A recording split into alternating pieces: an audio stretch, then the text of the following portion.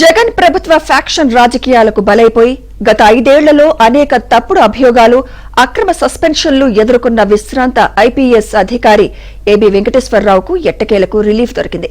ఆయన నిఘా విభాగ అధిపతిగా పనిచేసిన సమయంలో ఏరోస్టాట్, యుఏవీ భద్రత పరికరాల కొనుగోలులో అక్రమాలకు పాల్పడ్డారంటూ వైసీపీ ప్రభుత్వం మోపిన అభియోగాల్లో వాస్తవం లేదని కూటమి ప్రభుత్వ విచారణలో తేలింది.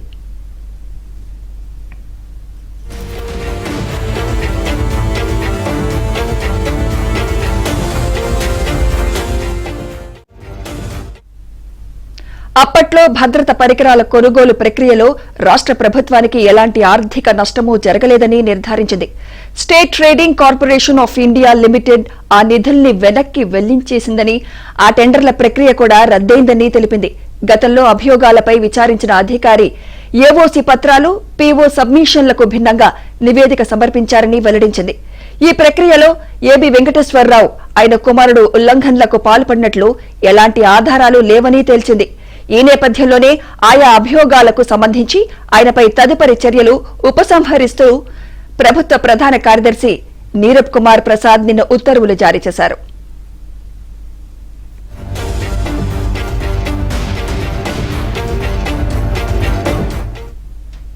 భద్రత పరికరాల కొనుగోలులో అక్రమాలకు పాల్పడ్డారంటూ 2020 డిసెంబర్లో ఏబీ వెంకటేశ్వరరావుపై నాటి జగన్ ప్రభుత్వ అభియోగాలు మోపింది. వాటిపై విచారణ అధికారిని నియమించింది. మొత్తం 3 అభియోగాల్లో 2 నిరూపితమైనట్లు ఆయనపై చర్యల కోసం కేంద్ర హోంశాఖకు లేఖ రాసింది. ఇంక్రిమెంట్లు నిలుపుదల చేసేలా అప్పట్లో కేంద్ర హోంశాఖ ఉత్తర్వులివ్వగా ఆయన్ను సర్వీస్ నుంచి డిస్మిస్ చేయాలంటూ వైసీపీ ప్రభుత్వం మళ్లీ లేఖ పంపించింది. అయితే కేంద్రం నుంచి దానిపై ఎలాంటి ఆదేశాలు రాలేదు.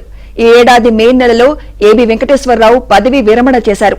ఆయనపై గతంలో మోపిన అభియోగాలకు ఆధారాలు లేవని విచారణలో తేలిన నేపథ్యంలో న్యాయ సలహా, అడ్వకేట్ జనరల్ సలహా తీసుకుని ఈ అంశంలో ఏబీ వెంకటేశ్వరరావుపై తదుపరి చర్యలన్నీ రాష్ట్ర ప్రభుత్వం నిలిపివేసింది.